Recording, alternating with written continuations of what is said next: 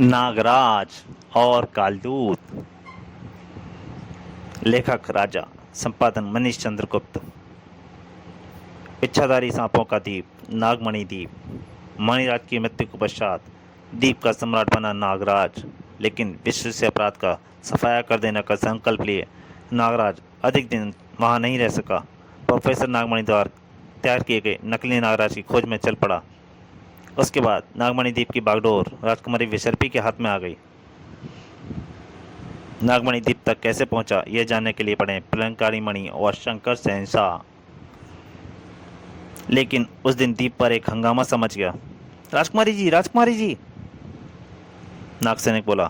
द्वीप पर फिर बाजों ने आक्रमण कर दिया है। राजकुमारी जी, वे कई नागों को उठाकर ले गए हैं। क्या? राजकुमारी विसर्पी सिंहासन से उठ खड़ी हुई। उसने झपट कर अपने शस्त्र उठा लिए। जल्दी चलो पुजारी बाबा, हमें कुछ करना होगा। इधर बस्ती में भयानक बाजों ने नागों के बीच आतंक फैलाया हुआ था। उफ, आ तभी नागकुमारी विसर्पी क्रोध से उफनती हुई वहां पहुंची। अपनी प्रजा और सैनिकों के बाजों द्वारा होती दुर्दशा देखकर उसने धनुष बाण तान दिया। मैं इन्हें जिंदा नहीं जाने दूंगी पुजारी बाबा।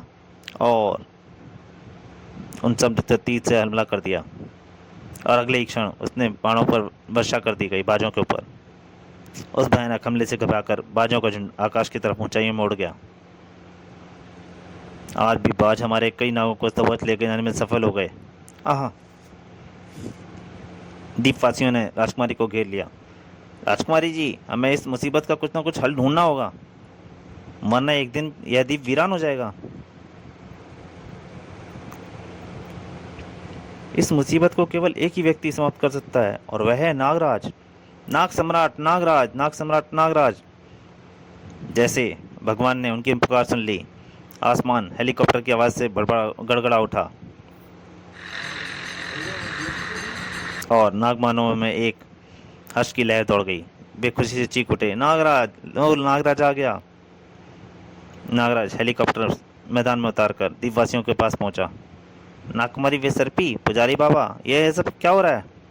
द्वीप पर बाजों का आक्रमण हुआ था नागराज, वे हमारे कई हाथियों को उठाकर ले गए। नागराज क्रोधित हो उठा। ओह, इन शैतानों को समाप्त करने का कोई उपाय शीघ्र ही ढूंढना पड़ेगा। तभी हेलीकॉप्टर पर चढ़ा शूलकंठ चीखा, राजकुमारी, पुजारी बाबा। क्या हुआ शूलकंठ? ओह, इसे क्या हुआ? देखिए, यहाँ एक अन्य मानव भी है।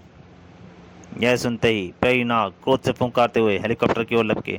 ओ नहीं, ठहरो! नागराज विद्युत तेजी से हवा में लहराया। ठहरो, रुक जाओ! और उसने नागों को पकड़ लिया। क्रोधित नाग फुंकारों से वहीं रोककर नागराज हेलीकॉप्टर में घुस गया। अगले ही क्षण नागराज के साथ नागदंत को हेलीकॉप्टर से बाहर आते देख न सभी नाग चौंक उठे। नागराज कौन है ये मानव? नागदंत, जिसने नागराज बनकर पूरे विश्व के सामने मुझे आतंकवादी बना दिया था। ओह, लेकिन तुम इसे यहाँ क्यों लाए नागराज? द्वीप के नियम के कानून के मुताबिक यहाँ बाहर का कोई भी मानव आकर जीवित नहीं रह सकता। मैं जानता हूँ विसर्पी, लेकिन नागदंत केवल मानव नहीं है, मेरी जितनी शक्तियों का स्वामी है ये। विसर्पी, पुजारी बाबा एवं समस्त नागमानव द्वीप के अलावा अगर यह शैतान पूरी और पृथ्वी पर कहीं भी रहा तो विश्व की गर्दन पर तलवार बनकर लटकता रहेगा। क्या आप मानव जाति का विनाश चाहते हैं? कदापि नहीं नागराज, हम इसे द्वीप पर ही कैद करके रखेंगे। चलो नागदंत। शीघ्र ही पुजारी बाबा उन्हें लेकर बस्ती से दूर की एक झोपड़ी के पास पहुंचे। नागराज, यह है द्वीप का कारागृह है। भुजंग भट्ट, संभालो अपने नए कैदी को। अगले ही क्षण भुजंग भट्ट ने नागदंत को कारागृह में धकेलकर द्वार बंद कर दिया। चलो नागराज, यह भुजंग भट्ट की कैद से बचकर नहीं निकल सकता।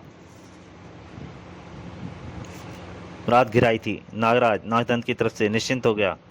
नागमणि द्वीप के निवासी नागराज को वापसी का जश्न मना रहे थे। बताओ नागराज, शूलकंठ जीतेगा या आसी पक्ष? थोड़ा धीरज धरो राजकुमारी, अभी हार जीत का फैसला हो जाता है। कभी शूलकंठ नदी रेखा की तरफ मजबूती से बढ़ता प्रतीत होता था, कभी आसी पक्ष।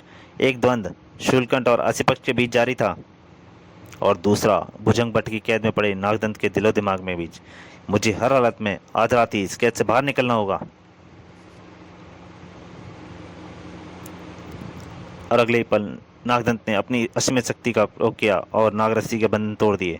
दूर हट जाओ मेरे शरीर से, अब मुझे इस कैद से आज़ाद होना है। और फिर नागदंत की एक मामूली सी प्रहार से उस कारागार का दरवाजा तोड़ने के लिए काफ़ी था। नागदंत को इस कागज की जेल में कैद कर रखा है नागराज ने। अभी उस भुजंग भट्ट को भी देखता हूँ। कहाँ है वे भुजंग भट्ट? लगता है डर कर भाग गया है। नाग के रूप में विश्राम कर रहा भुजंग भट्ट यह ललकार सुनकर फुंकार उठा। शीघ्र ही वह नागमानव के रूप में आ गया। सावधान नागदंत, मैं तुम्हें कैद से भागने नहीं दूंगा। और अगले ही क्षण भुजंग भट्ट की पूंछ की फौलादी टक्कर नागदंत की छाती पर पड़ी। आहा! और फिर भुजंग भट्ट ने नागदंत को संभलने का मौका नहीं दिया। अब तुम्हारी हार निश्चित है नागदंत। भुजंग भट्ट के इस दांव से फंसे नागदंत को अपनी जान निकलती प्रतीत हो रही थी। तभी नागदंत ने एक अमोघ शस्त्र का प्रयोग किया, जहरीली फुंकार, जो एक हाथी को भी मौत की नींद सुला दे सकती थी। उफ, यह क्या किया इस शैतान ने? मुझे कुछ दिखाई नहीं दे रहा है। भुजंग भट्ट लड़खड़ा गया और इधर लड़खड़ा गया असी पक्ष। इधर शैतान नागदंत ने भाला उठा लिया था। अब तुम्हें तुम्हारी निश्चित हार यानी मौत से कोई नहीं बचा सकता भुजंग भट्ट। उधर शूलकंठ ने विजय सी प्राप्त की। असी पक्ष हार गया नागराज। हाँ, शूलकंठ जीत गया। इधर घायल हुए भुजंग भट्ट को नागदंत ने भाले से गोंदता चला गया। आहा आहा! और फिर घायल भुजंग भट्ट को तड़पता छोड़कर वह भाग निकला। अंतिम सांसें गिनता हुआ भुजंग भट्ट नाग के रूप में आकर रेंगता हुआ नगाड़े के पास पहुंच गया। मुझे मरने से पहले नागदंत के भागने का समाचार नागराज तक पहुंचाना होगा। और फिर वह अपनी आखिरी सांस तक नगाड़े पर फन पटकता चला गया। ढम ढम ढम। इधर नागराज ने शूलकंठ की विजय पर तालियां बजाईं। तड़ तड़ तड़। बहुत अच्छे शूलकंठ, तुम निश्चित ही सर्वशक्तिमान हो।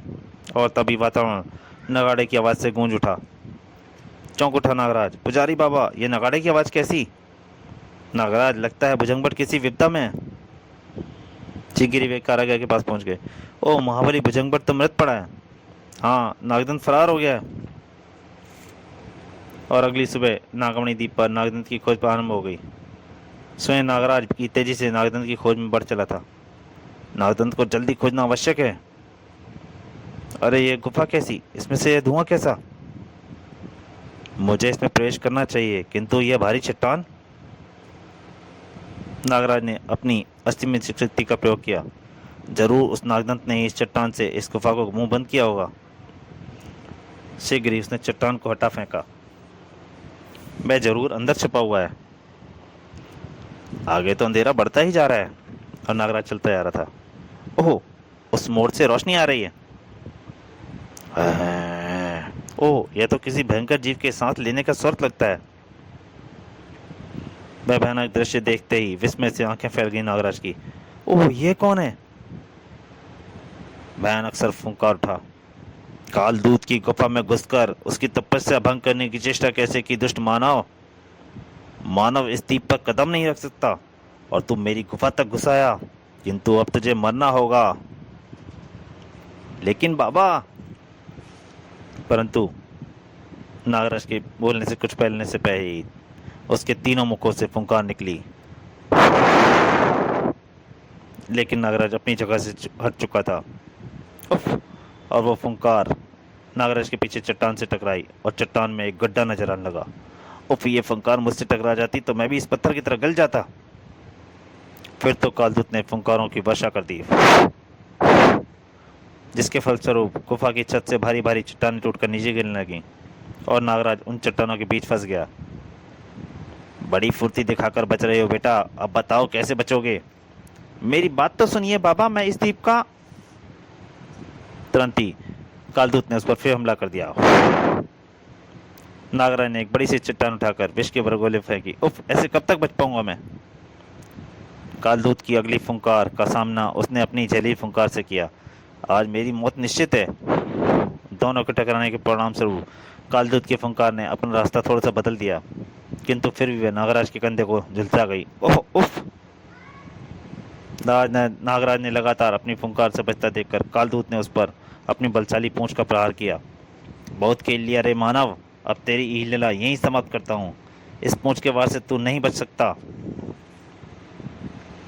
कालदूत के तीनों हथियार उसकी पूंछ के नीचे दबे नागराज की तरफ बढ़ने लगे। तभी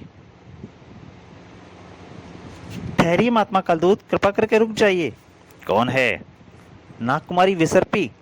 यह नागराज है महात्मन, नागमणि द्वीप का नाग सम्राट नागराज। क्या? एक मानव नागमणि द्वीप का सम्राट? यह विलक्षण मानव है महात्मन, सैकड़ों नाग मानवों के समक्ष सम्मुख कुल देवी का आशीर्वाद प्राप्त हुआ है इसे। तब विसर्पी ने नागराज के सम्राट बनने की सारी कहानी कह सुनाई। और ओह, अगर ऐसा है नाग सम्राट नागराज, तो हम तुमसे अपनी इस भूल की क्षमा चाहते हैं। मुझे समझता ना करें महात्मन, लेकिन मेरी एक जिज्ञासा अवश्य शांत करें महात्मन। क्या आप कौन हैं और यहाँ क्या कर रहे हैं? नागराज, मैं इस द्वीप पर कदम रखने वाला पहला इच्छाधारी नाग हूँ, जिसने दुनिया भर के इच्छाधारी सांपों को अपने तपोबल से इस द्वीप पर लाकर आबाद किया है। दुनिया भर के सभी सांप सीता से संपर्क बनाने के लिए मैं यहाँ तपस्यारत था। आज दुनिया का प्रत्येक सांप मेरी आज्ञा मानता है। लेकिन तुम्हारे चेहरे पर ये परेशानी के भाव क्यों हैं महात्मन? एक खूंखार भयंकर अपराधी नागदंत हमारी कैद से निकल भागा है। हम उससे ही ढूंढते फिर रहे हैं। ओहो, केवल इतनी सी बात? आओ मैं तुम्हें दिखाता हूँ नागदंत कहाँ है। दिखाइए महात्मन।